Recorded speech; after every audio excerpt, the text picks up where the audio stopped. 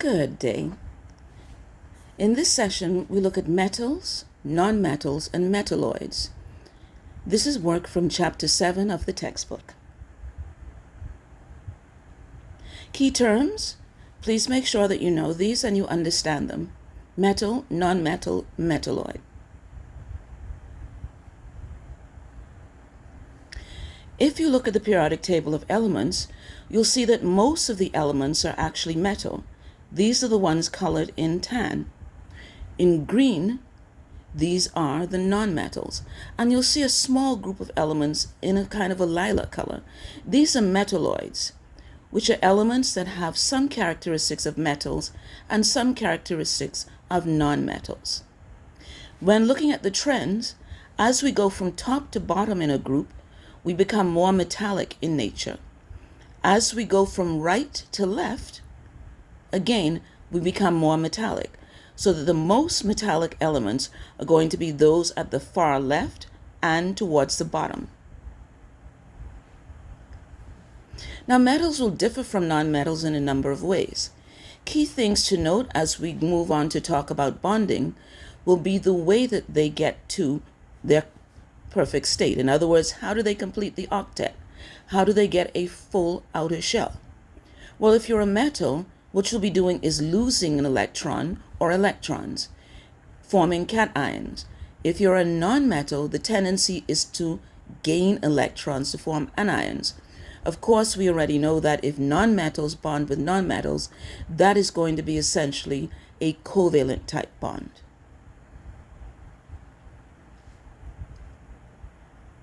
As said before, most of the elements in the periodic table, most of the elements found in nature are going to be metals.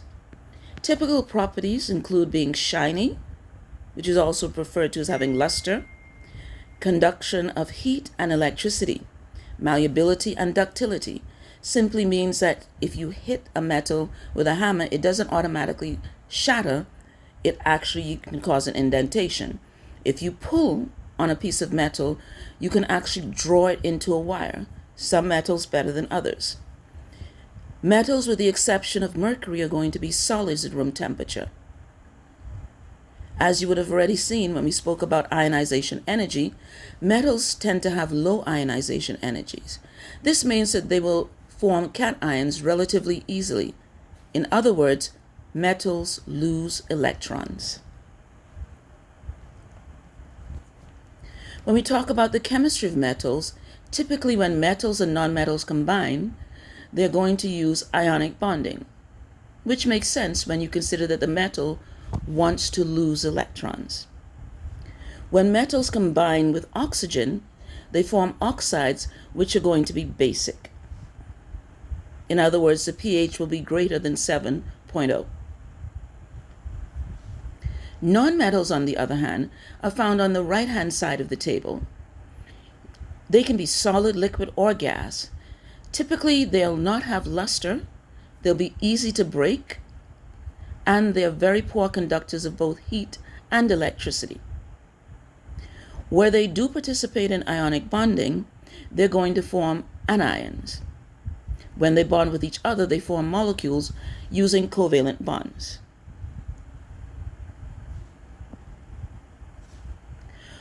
When nonmetals combine with oxygen, in contrast to metals, they are going to form acidic oxides. So nonmetal oxides are mostly acidic. And so if we compare the properties of metals and nonmetals, you can see that they have different properties. And it becomes relatively easy to differentiate between metals and nonmetals by looking at these properties. When we go into specific groups, you'll find that the groups, going from top to bottom within the group, will have trends in terms of physical and chemical properties. There are some groups that you specifically are expected to know in more detail. These will be Group 1A, Group 2A, Group 6A, which in the updated periodic table is also referred to as Group 16, Group 7A, also referred to as Group 17, 8A, Group 18. These groups have specific names. You're expected to know those names and also know the properties.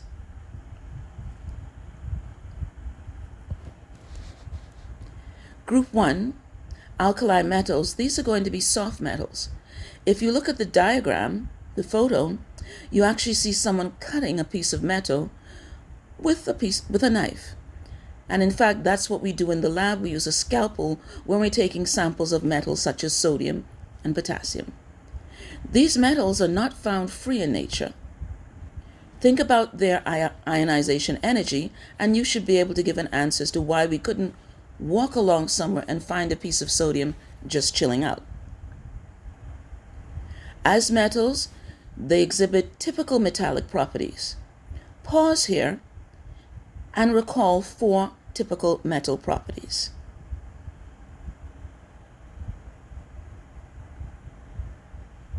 Did you get them? Now, the alkali metals may be referred to as light metals because they have a low density. Of the groups of metals, they tend to have lower melting points. They have low ionization energies, which you'd expect as metals, because it's easy to remove their electrons. If you look at their electron configuration, you see that each one of the group 1 metals has just one electron in the outermost shell, and that is the electron that is readily lost. When we talk about their chemistry, and you look at that in a little bit more detail, these metals are very reactive with water.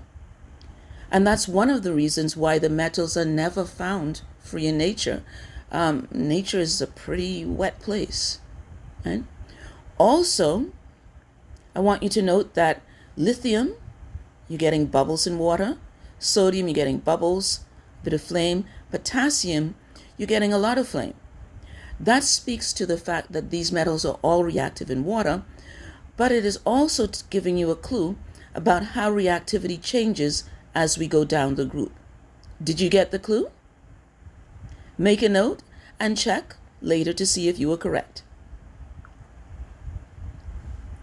So if we look at the chemistry of the metals, lithium reacts with oxygen to make an oxide, sodium to form a peroxide.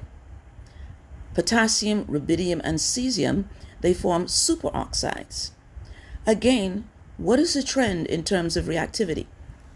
Pause, think about it, write it down, and then move on.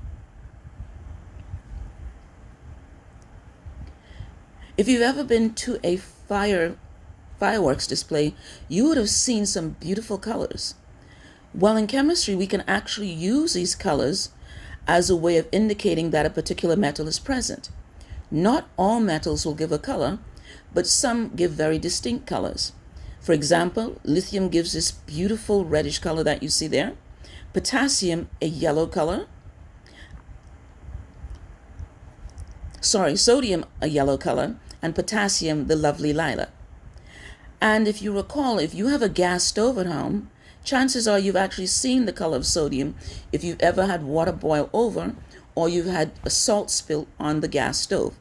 The color that you see, the yellow, is due to sodium ions in your water or in the salt itself. If we move over to group 2, the alkaline earth metals, notice that in this case, these metals have 2 electrons in the valence shell. And these are the 2 electrons that will be lost when the metal bonds with other elements. These metals also have a higher density, and the melting point is going to be higher than the alkali metals. Their ionization energies are higher than for the alkali metals. What does that mean in terms of reactivity? Are these metals more or less reactive than the alkali metals? Think about it, jot down what you think, and check it later. Let's move on. Now, as we look at the alkaline earth metals towards the top, beryllium looks at the water and says, bro, I ain't doing nothing. So the beryllium does not readily react with water. The magnesium in cold water, again, bro, I'm not doing anything. But if you expose the magnesium to steam, then it reacts. Calcium, barium, and the other element whose name you will look up, they react readily with water, even at room temperature. Again, there's a trend as we go down the group. What is that trend with reactivity? Well, the reactivity increases as you move down the alkaline earth metals. Moving over to the nonmetals, primarily, we're looking at group 6A. Notice that the first element is actually a gas, and then we have one that's a solid at room temperature, sulfur, as are all of the others.